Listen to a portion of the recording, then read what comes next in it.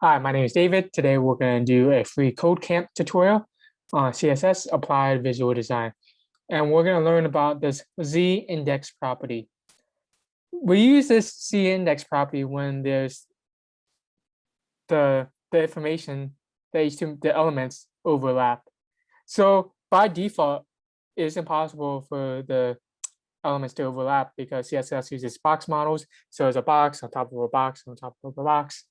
But now with the z-index, but if you change the positioning and you offset it using absolute, relative, or fixed, sticky, these elements can overlap.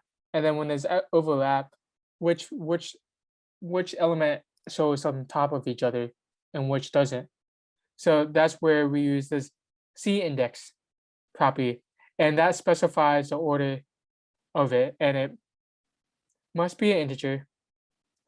And then higher values for the z-index property of element moves it higher on a stack and those on a lower value. So let's put in an example so you can see.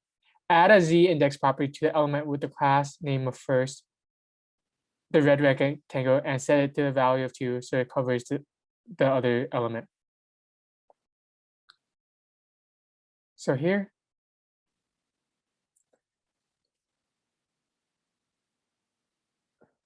this is the red element. This is the red, because that's the background red. And then we do z index.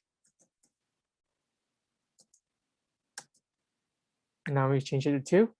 And we can see here, it becomes over it. So the higher the value of it, the mover higher in the stack, so you can see it.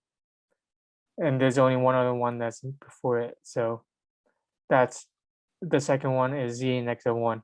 So the blue one is 1. This one's 2. And then let's say if we switch that, we can see, yeah, it does the opposite. Thank you.